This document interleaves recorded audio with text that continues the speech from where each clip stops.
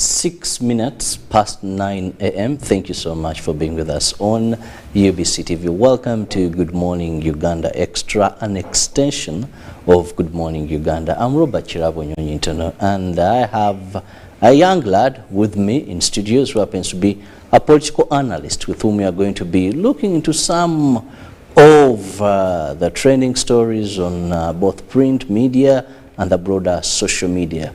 And he is Sendagire Kasirye Mohammed. Been around for some time on the political scene. Is more vivid during election time, mobilizing here and there.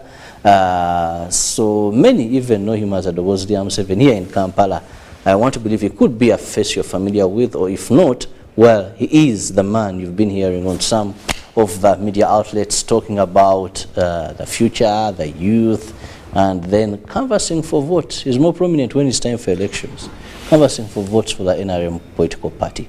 And I'm happy to host him this morning because I believe usually when I have people that were not there, you know, we have just ended the Liberation Day. That was on in January in Kakumiro. Now Monday we are in for that Teresa Day. So we are in days of certain generations that didn't see certain things.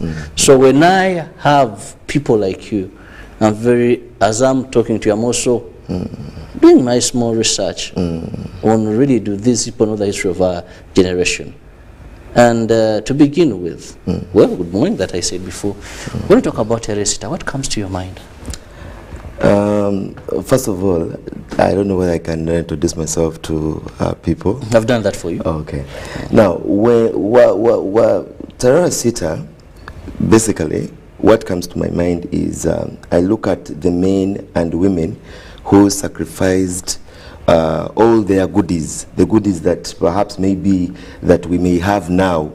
They sacrificed their children, they left their children, they left their families to go and fight for this country, to liberate it with a focused mind.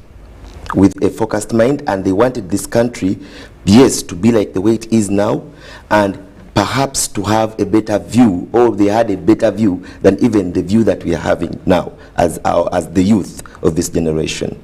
Yes, so it is something great for us all as a country to celebrate, and I think it is to all. It comes to all the youth out there, the young people. It doesn't matter whether you were there during the wars or not, or in the past generation. What matters is the small you've heard about the past Uganda and the current Uganda. What can you contribute for the future of this country? Because most of the people who went and fought, most of them, they are aging. And it's not that their intention to join war was just to get rich. No. It is not that their intention was to go and right now to become masters of the country, like the way most people think now. No. They went for the betterment of you and me. I've seen all past soldiers, the generals, sorry to say, who have passed on. They have passed on in pain, not because in pain but satisfied. Okay? Satisfied that what they fought for, at least most of them, they have seen it. They've seen democracy in the country. They've seen transformation in the economy. They've seen they've seen young people having freedom of speech. I mean, there are countries that I know that men who fought for them, they are kings, you know, on all levels. They're untouchables. But these are generals and who first of all accepted that no matter, yes, we fought, but we are under the law. You know, they accepted that fact. So it is really, it is a great initiative for us to celebrate. Teresa. Yes. Okay, let's interview past there. I see you. Now, let's go to some of the stories that have made headlines. And I want us to begin with a cancer known as corruption. We saw the Corruption Perception Index that was released, putting Uganda in 142nd place out of 180 countries. And when they were looking at what we scored, given the yardsticks, we scored, that is 26 out of 100, Yes. meaning we're not doing good at all, we must say. But this is something that we've spoken, we've talked about. We have 17 laws on corruption as a country. We have 12 institutions that are fighting corruption as a country. Corruption is still with us, lives amongst us, and we are testing day by day the pain, the losses caused by corruption. Yes, first of all, when we talk of corruption, no one really wants corruption. You're joking? Yes, no one really wants corruption. The people who will tell you if there's no corruption, I wouldn't have food on table. What I'm saying is no one really wants it in a country, more especially in developing countries, but it's a common thing. It is seen in most developing countries.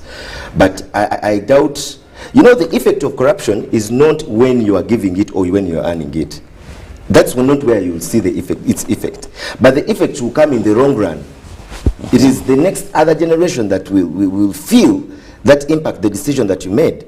Because you know they say that decision made affect next generations. That is a saying. So it means that whatever decision one makes, either when giving or when receiving, it is affecting the other generation. And another thing, only that we've left the other line of Tehera Sita about the army, but right now it's the UPDF that is trying to at least manage corruption. That's why we're seeing government or the president entrusting more that institutions, giving it different contracts.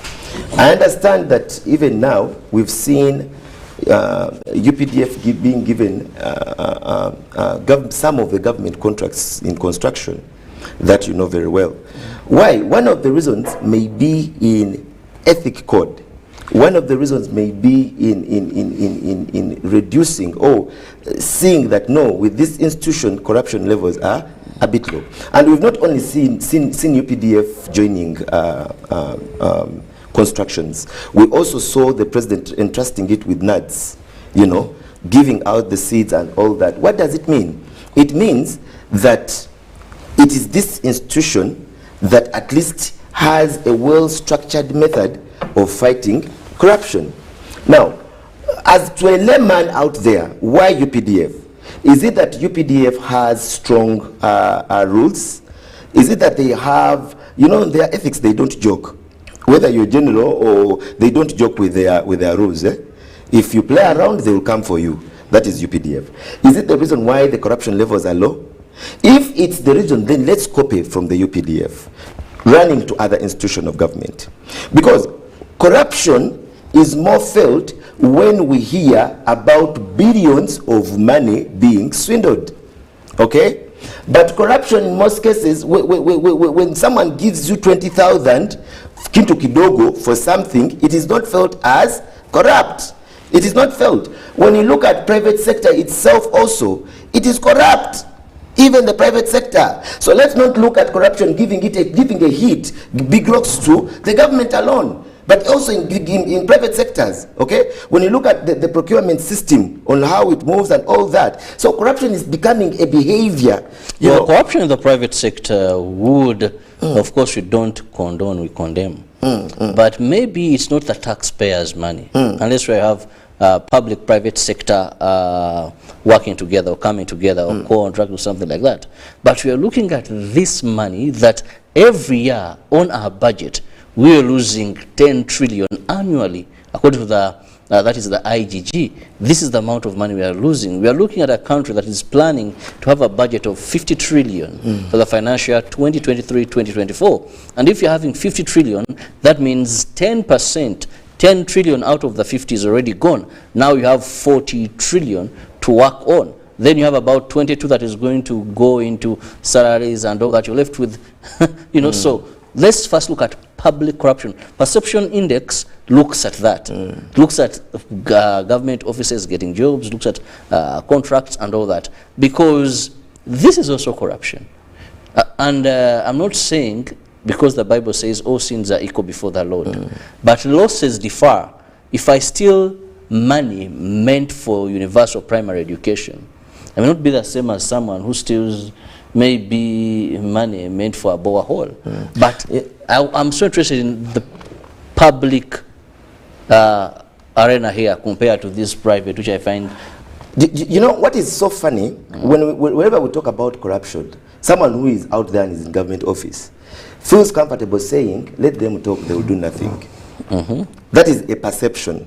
Okay? So the reason why I've talked about private sector, I wanted to show it to you that it's a behavior, it is an act that is actually, it has started even from way down from our children now. Okay?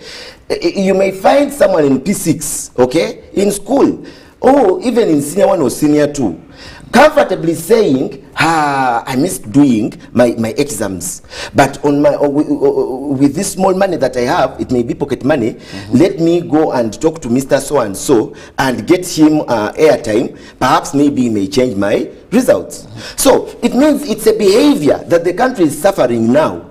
Okay, and also coming back to government and how corruption has really hit. Corruption is felt at the extreme end.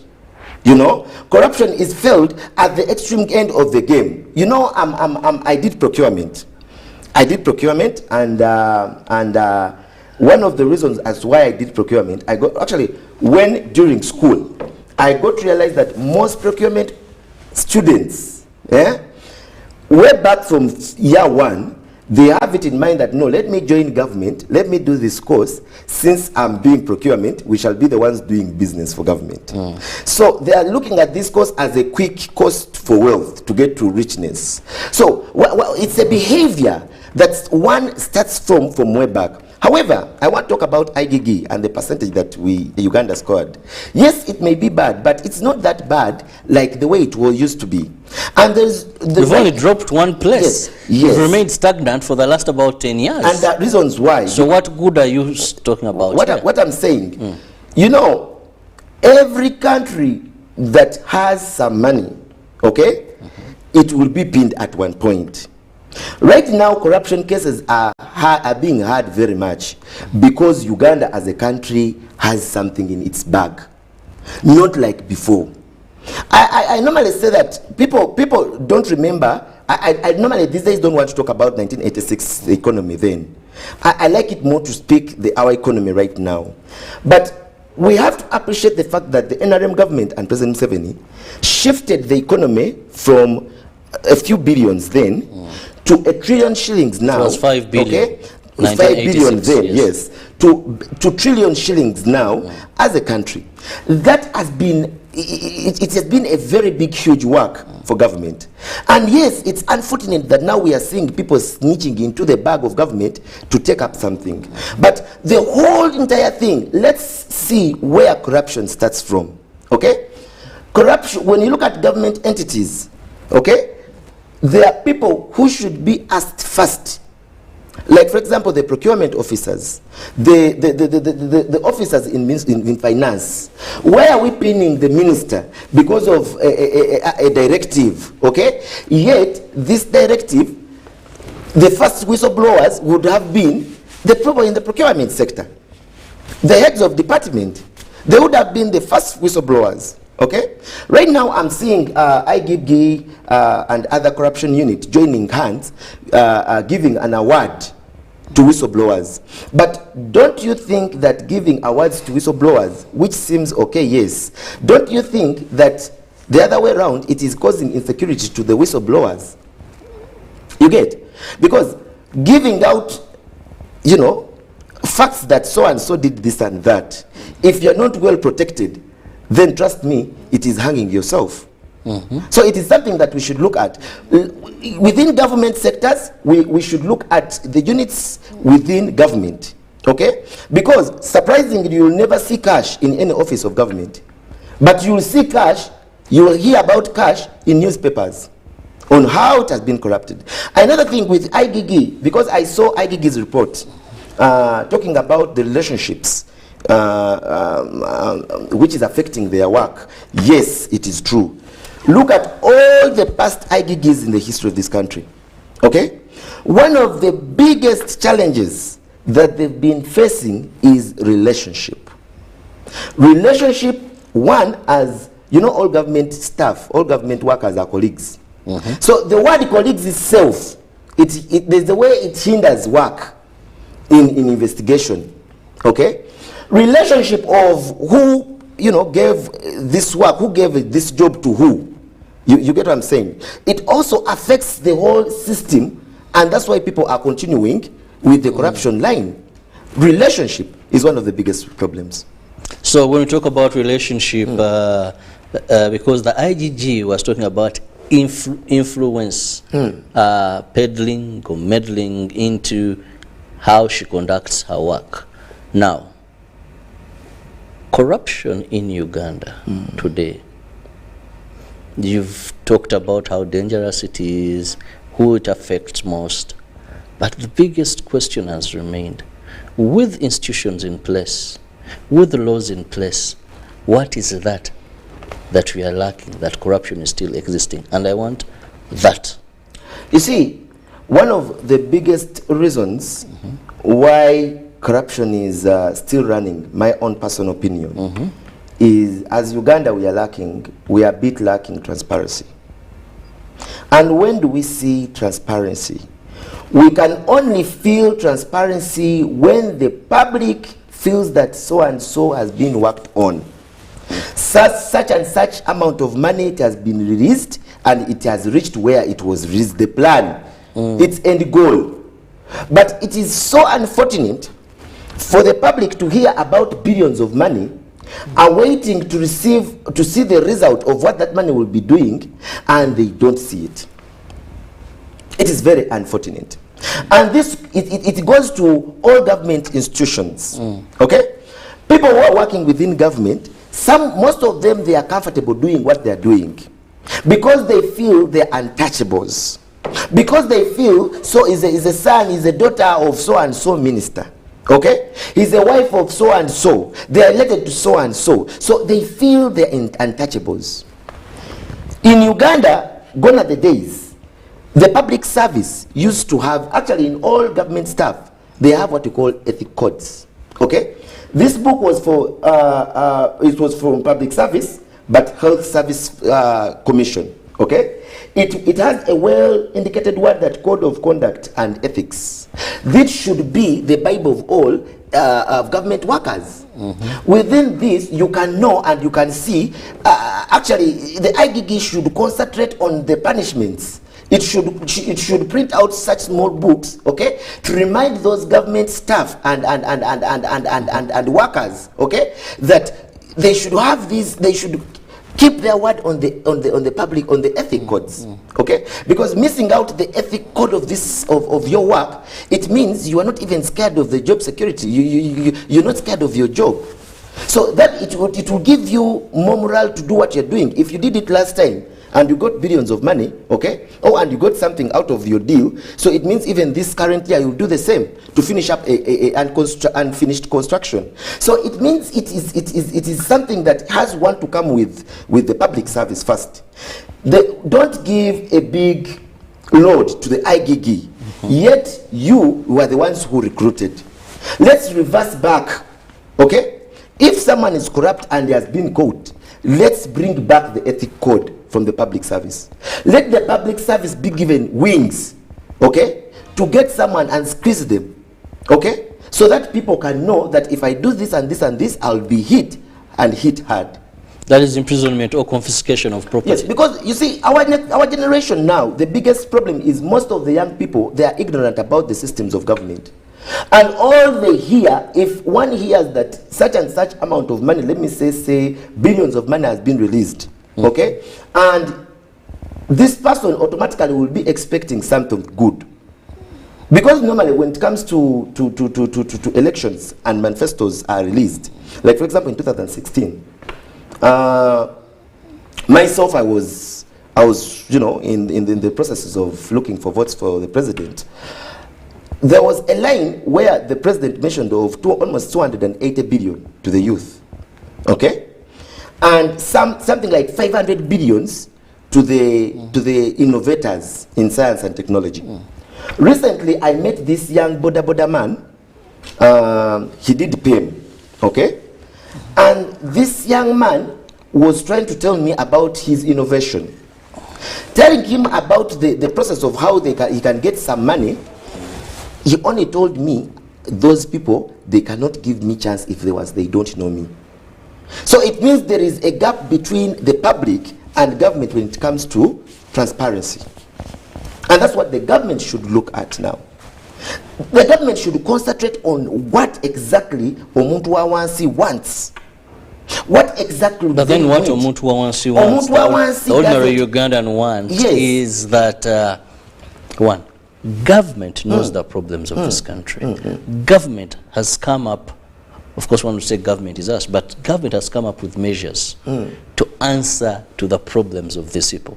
But the hindrance is corruption. That when you listen to monies, soon when you hear the budget financial year 2023-2020, for you have earmarked 20 trillion for this, have earmarked these billions for, that is PDM, have earmarked this for, so government earmarks, government, the monies are there, but the biggest problem is there is no trickle down impact to this. They are not in tandem. If we do you know what the biggest problem is?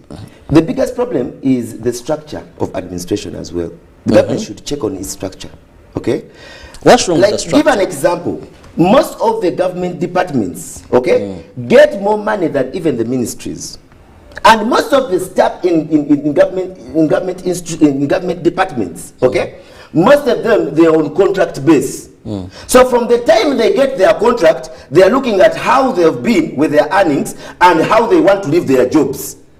Okay, so that alone, it gives, there's a way someone is planning for a financial year, but under the lineage of planning, they're leaving a line of an item, they're leaving an item, okay, putting that item, well knowing that with such and such an item, this is where our money is for change. If this money is coming for, you know, they come in quotas. Every quarter I have this money, I have this much with so and so and so. So let's look at the basements on how corruption starts, and then let's also look at the end game. Because the opposition, what they use now, when it comes to opposition, they are using the end game, yet they know the system.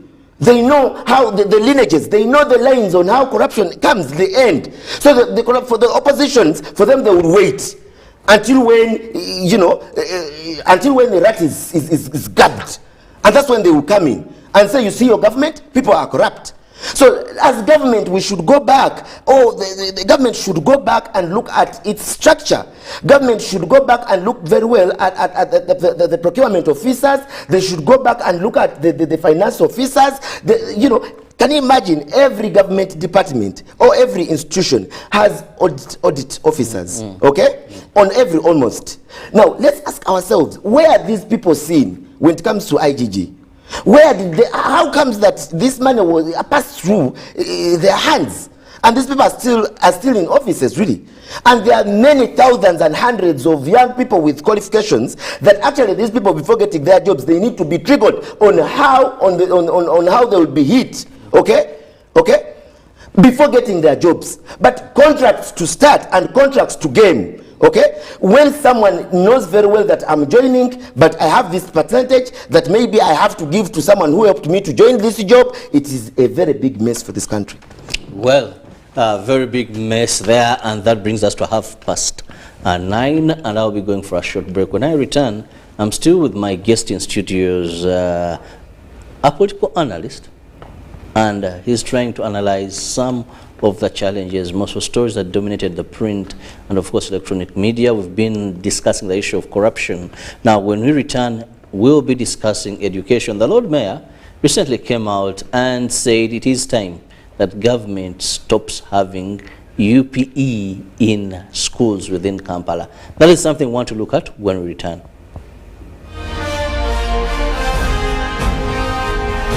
Live from UBC Studios in Kampala, this is Good Morning Uganda Extra.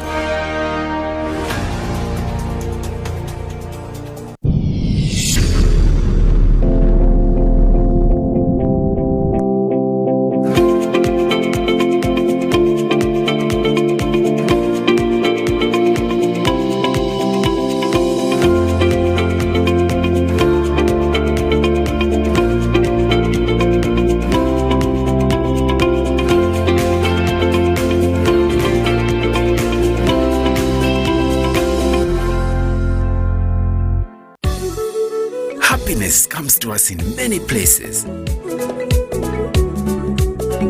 It's in knowing the mosquito net keeps our children healthy. The wife having the support of her husband.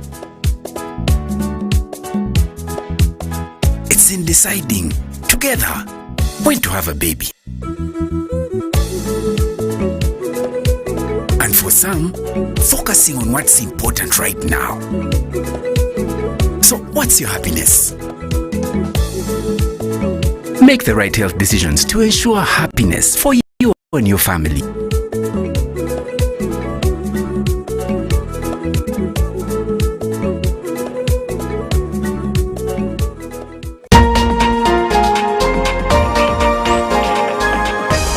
One-on-one with Michael Jordan Lukomwa. A weekly face-to-face conversation focusing on accountability, inspiration, information, and sensitization of the public from the various sources such as inspirational profiles. Having a disability is not inability. Professional guidance. There is no special antiretroviral therapy that is given specifically for discordant couples. And of course, politics. Don't you see anywhere that you would give a credit in the fight against COVID? My role as the owner of the country is not to, be preoccupied by giving credit to my servant. We have said that if we are to talk to General Museveni, there must be certain conditions in place. Is it true that you paid 5 million shillings to MPs that voted for Anita Monga Ntayebo? That is laughable.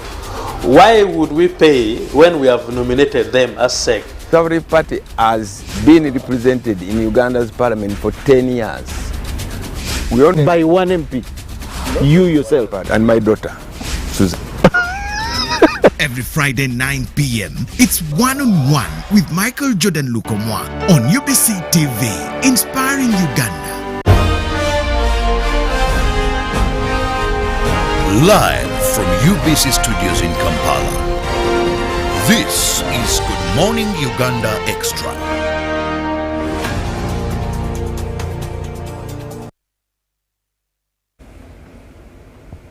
Welcome back from that short break. It is Good Morning Uganda Extra, and thank you so much for being with us. I'm still with Sendagire Kasirye Mohammed, who happens to be a political analyst, and we're looking at some of the issues that have really caught media attention. Now, Kampala is a very complicated city, though it is the capital city of Uganda, and it has both the technical and the political wing.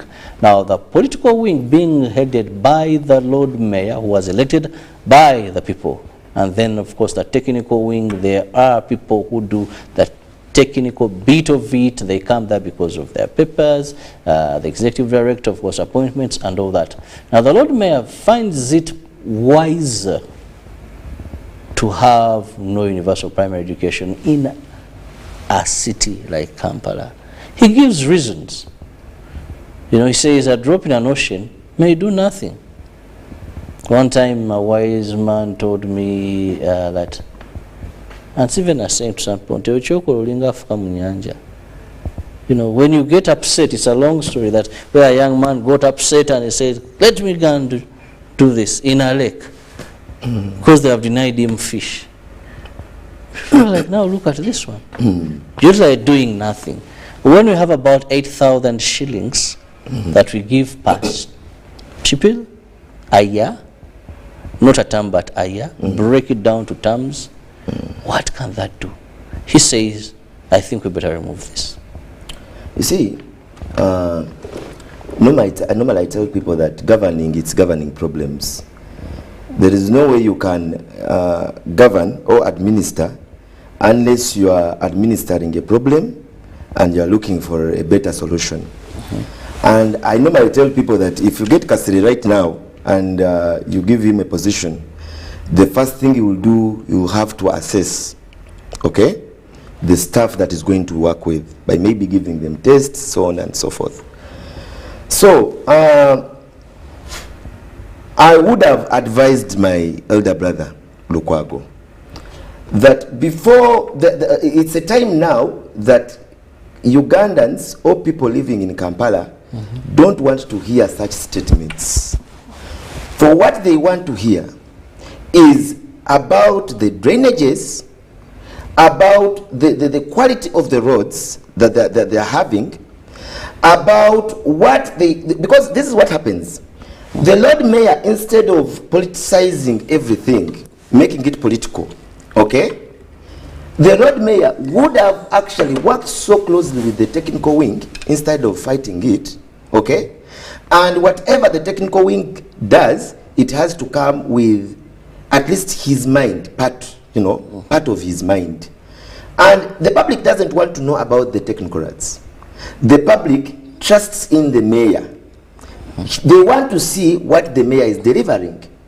So for the mayor to deliver, because a technocrat behind was appointed by President Museveni, okay, he should not keep that run of making everything political.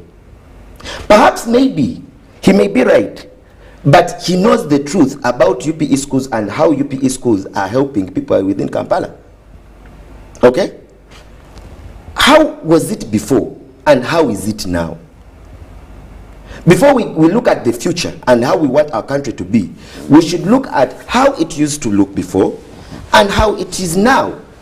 In 1997, around evening hours, you would see thousands and hundreds of young people coming from school, going back home. Okay? You would see all the entire streets of Kampala having kids walking. That alone was a big impact, was something affecting these kids and eventually affecting even their generations to come. But what I'm saying, it used to be, look at Shimon, that school, and the number of students it had. Look at Chitante, look at Nakasero, look at Bativale. All these schools had hundreds and thousands. Uganda Road, all these routes. And trust me, there are incidents used to happen to these kids, like accidents. Okay? A lot used to happen, and it was a mess, I should say. Even the traffic jam, all that. Kids could, they used to steal kids and all that. So that is now the past. Now, what impact does these schools have? Because wherever Kasirye goes, I don't talk as President Museveni alone. But I talk objectively looking at Omuntu Wawansi, how does this person get out of whatever that is, whatever statements is mentioned, whatever government, government program that comes in.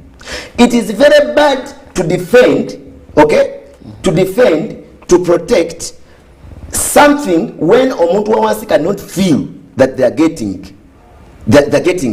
something out of what you are defending. It gives a very bad feeling. UPE schools, for example, Lord Mayor talked about their performance, but we should look at the whole entire country, how UPE schools perform in urban centers. You cannot equate urban setting, okay, with its effects to rural areas. You cannot, and that goes across to all programs of government. Whether it is the PDM, whether it cannot be the same. In urban centers, the challenges these kids get, okay, they are far different, okay, from the kids from other areas. But Kasirye, let's analyze this more practically and real. Let's be a bit real. When you talk about a child of a rural setting who walks a distance on average of 6 kilometers to school. Then talk about a child in Kampala who usually the distance could be just 4 kilometers away from his home on average to school. When you talk about the exposure for a child in Kampala, when you talk about even the teachers in these schools in Kampala, then you can't compare them to the teachers. Now, let me give you my comparison. So you expect them to perform better? Let me give you my comparison, boss. I'm a living example. I was in a good school here in Kampala, in my P5, I remember, and I was performing very badly. Very badly. Until when they took me to Namtumba, far away in Busoga, okay, for just coaching, like holiday. And this school where I went, people used to look at me because I knew English, okay, because I was exposed, I had shoes, but I was nothing in my mind. I could speak English and everyone would keep quiet and like, oh my God, okay? But when it comes to this, I used to be bad. What my point is this. Looking at a kid in rural areas, for instance, these kids are well assured of something in their stomach. At least most of them, food is not a problem. When it comes to love, relationship between mom and dad at home, in rural areas, most of them, the condition may not be so good, but there is love, there is the word family. So there is the way this kid will concentrate in school, in his education to perform. Look at all the superstars in this country. Most of them studied from bad schools. Those days. Oh yes, wherever you would study. It doesn't matter whether those days. What matters is the condition then, mentally. Looking at the kids in urban centers, people are struggling to get what to eat. Okay, these schools are helping mostly people who are earning something small. These schools are helping people who are earning a salary, but this salary is small. Okay, it is quite hard for a parent to think about, is thinking about how to survive. Okay, and then at the same time, look at even the divorce and family issues. You know, most of them happen in urban setting. So these kids have a lot that distracts them. The noise in Kampala, okay? All these are distractions. When it comes to music, when it comes to a lot distracts them. So in your view, a rural, given the challenges and of course the positives in our education system, a child in the village has more chances of performing better than a child in urban centers. Exactly. It was yesterday. You see now in Kampala, most people are living, actually surviving now. At least one has to be with something like 50,000 to survive. And adding that 50,000 to the end of the month, you'll be a rich man. So meaning those who cannot afford getting 50 and they can only afford, let me say 6,000, okay, that is $2 almost a day. It means it's going to be hard for them as a family, one. Secondly, it's going to be hard on even the kids. Because look at the scenario when a kid just took tea, that is supper, okay? And his or her expectation of eating lunch is at school, and it's not even being given breakfast, okay? Reaching at school, the teachers, most of them, they part-time, okay? Teachers are not over-concentrating on this kid, unless when you pay an additional of coaching for this kid to be felt that, you know, a teacher is on me. You see, education for a kid to pass, it comes with 3 people at least. You know, it comes with 3 groups. First the kid, second the parent, and the school itself. So there is no way you can judge openly and put the blame to government or schools, not looking at the kid and the parent. Let's look at how the parents survive in urban centers vis-a-vis their children. Yes, you've talked about distance and movement. Actually, finding most of these kids within schools in Kampala, let me say Kamoja. Most of them, they don't even stay around Kamoja. Most of them come from Karere, from Mulago. There is a long distance. Passing through traffic, you know, let's zone it to this kid. How do they survive in a day? And let's draw our judgment, okay? Looking at how they survive. Let's not look at how much it is cost, like the cost of how much. Let's not like the way the Lord Mayor Zim did. I hear it is only 1,000 for a kid. That is not the point. The point is, does this get access at least? Does this kid get access into class? And what the Minister of Education should look at, what happens in a classroom. But also I think funding is very important here. Funding? We can't give a blind eye to that and say, because look, if a year, I don't know how much, if you're a parent, I don't know if you... I am a parent. How much you pay for your child in a year in terms of school fees, and you expect the same. Of course, one will say this is government. We have, you either choose, if you can, take your child to private. If you can't, government says we have a duty, an obligation to educate the children of the nation. There is universal education for you. But the comparisons, that difference in what we are injecting in. Yes, government has the buildings, government pays salaries. That is something must for these teachers, maintains these schools and all that. But what is alluded or allocated to a child is something that... You see, the problem that government is facing actually, and it's a very big problem, as I told you, it comes with 3. It comes with a parent, looking at the result, a parent, the child, and the school. Now, the government has fought hard to provide school and what is needed within. For the government has done that, okay? The government has put in, structures. The government has at least paid teachers. The government has put good policies for this kid to pass. The government has not even denied giving end-year results to UPE or to children of Mwananchis or to these Omuntu wa wansi. Okay? The government has stood firmly for its promise because it has built schools. It is giving teachers salary. Now, the problem is with the kids and the parents. Okay? Because we are looking at where these kids are coming from. We're not only looking at them sitting in school, rather in a classroom and doing their papers and they're passing. No, we are zooming it back from the parent side. If once a parent is not fit enough economically, he doesn't have enough money, yes, but the parent should as well come out and talk to his kid because they're driving it, they want this kid to have a better future. Don't just throw this kid to government. However, I also throw a blame to government. Government should not only have teachers in school, but should also have recruit, okay, psychologists, psychiatrists, people who are good in psychology, to talk to these kids, to know their feelings, to know and zone them and separate them. Way back in school, we used to have organizations. I think it was Watoto then. Watoto did a very good work in Kampala, supporting and helping orphanages, okay, orphans. But in different schools, they used to zone or to zone these kids. For example, in a school used to have, like, let me say 100 orphans, and these orphans had a special treat. Okay, they had a special treat. And even some of us who used not to be orphans, at one point, when they used to come for kids for Watoto, we would use to raise up our hands. That we are also part of orphans. Why? Because of the other special treat. They used to call these kids, talk to them, motivate them with something. So I think that the government also needs to do.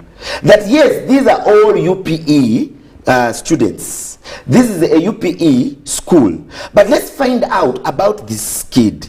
Another thing, the government, as the way it promised to give free education, should as well plan for this particular person.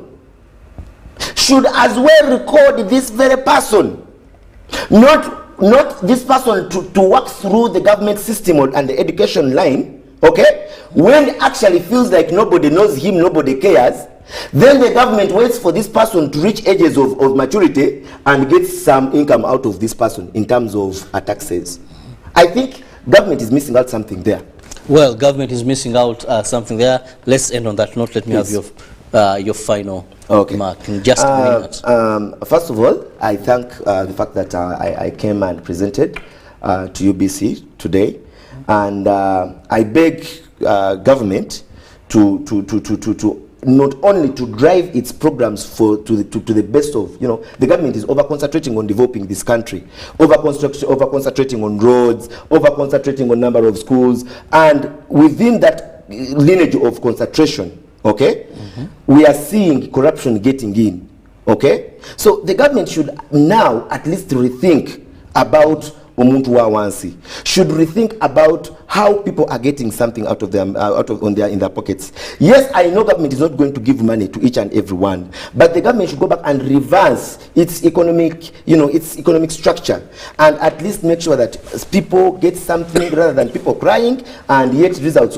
of the country getting to middle income state is being driven so fast. So I think there is a gap, and I beg government at least to come to that level. Hopefully things will get better for God and my country. Thank you. Well, thank you for your time. And of course, I believe there's something that someone has picked regarding corruption and of course the education sector. Government has a number of programs that are aimed at lifting the livelihoods of its people. However, corruption is one of the hindrances to successful implementation, but also sometimes the politicking that we have in our country, more so when it comes to urban centers, and sometimes the would-be beneficiaries lacking integrity and transparency and desire to work. Well, see you tomorrow. Have a lovely day.